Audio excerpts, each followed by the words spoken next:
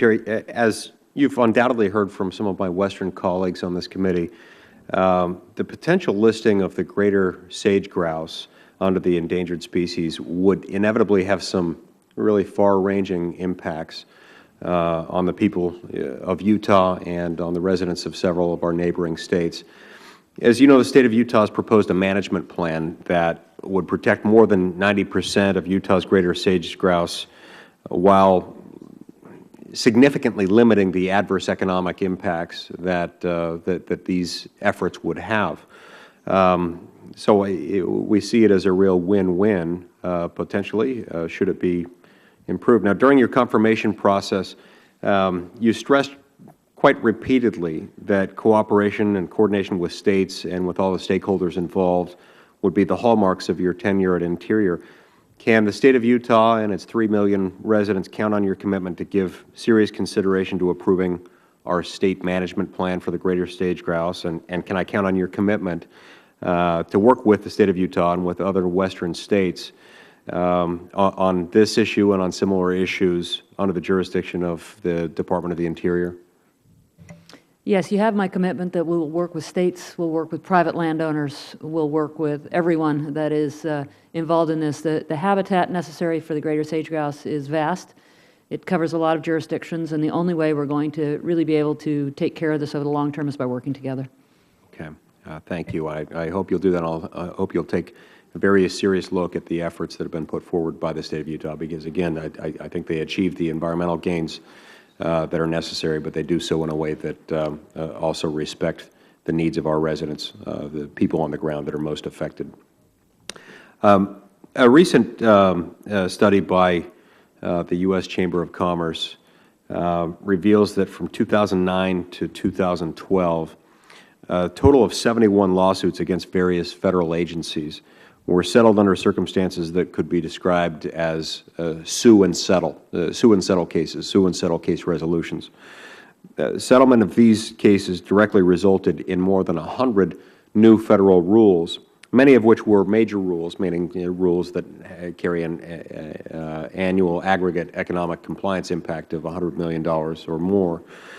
While some of these cases involved EPA settlements under the Clean Air Act and the Clean Water Act, more than a few of them fell under the jurisdiction of your department, highlighted by some key Fish and Wildlife Service settlements under the Endangered Species Act.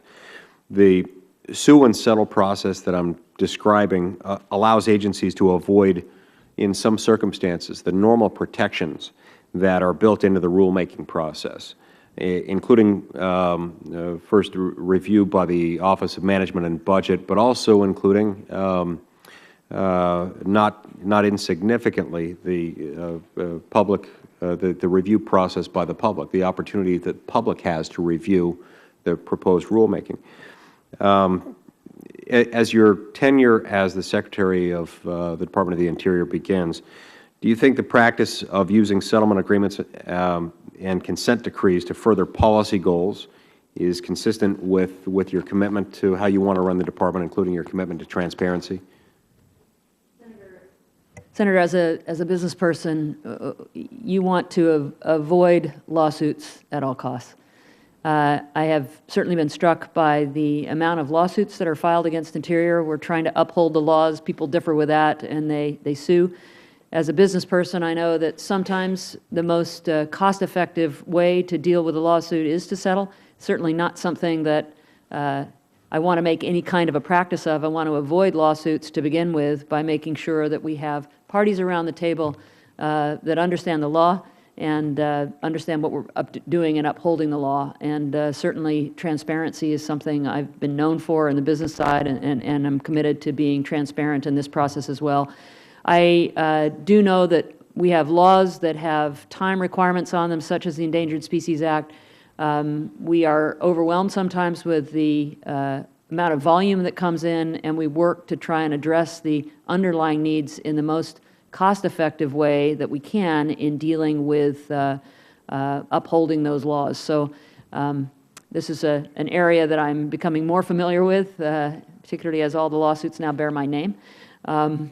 But we want to avoid lawsuits to begin with, and that's going to be my commitment. I understand that, and I respect that, and I certainly understand that as a businesswoman, when you were involved in lawsuits, you had an obligation to find resolutions of those cases, and you also had a natural inclination to defend the most important thing for your business and settle only where it was reasonably possible without doing harm to your business. Settlements involving government are sometimes a little bit different, because when the aim of the lawsuit is to achieve a different policy, that can have the effect of a lawmaking effort. And so where there is not a distinct adverse interest on the part of the government with the plaintiff, you do have some potential for what some people call a friendly suit or a friendly suit resolution, where two people can just agree, the government can agree with the plaintiff, yeah, that's a good policy, we should implement that, and you have de facto lawmaking by means of a friendly suit resolution. And so that's the problem we're concerned about there. Mr. Chairman, if I could have your indulgence to ask just another line of questions. I know we're on a short timeline. Is that a possibility? How many do you have? Just one more. You bet. Okay, so the United States Congress recognized the need for the development of domestic oil shale resources with the passage of the Energy Policy Act of 2005, in which the Congress directed, now almost 8 years ago, the Department of the Interior to establish a commercial oil shale leasing program. And then following an extensive public process, the Bureau of Land Management issued a final programmatic EIS for oil shale development, and it established a commercial oil shale leasing rule in 2008. Then in 2009, a group of non-governmental organizations challenged the 2008 oil shale management plan, resulting in a settlement agreement with Interior that was followed by new oil shale regulations in 2012 that reduced the acreage available for oil shale development by almost 75%. Just a few weeks ago, BLM was notified that another group of NGOs is planning a lawsuit concerning these new regulations.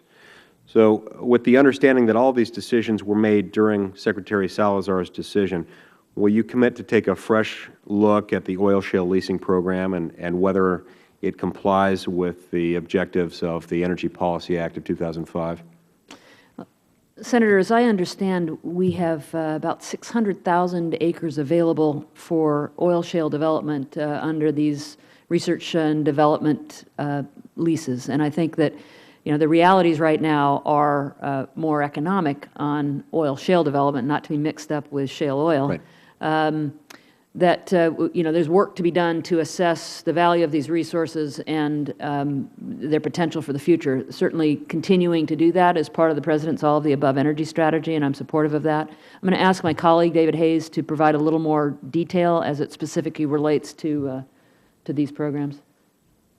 Senator, I would just add that per the previous point about settle and sue, this was a situation where there was a lawsuit, but what followed was a notice and comment proceeding that led to the final rule that's before us. Sure, I understand. I didn't intend necessarily to lump that into the previous statement. But I think that our view is that the final rule is solid and that we are open for business for demonstration projects in the oil shale area. Okay, so it sounds like you're prepared to defend the 2012. Correct. Okay. We are. Thank you, Mr. Chairman, and thank you to both of you for your service and for your testimony. Thanks, Senator Lee.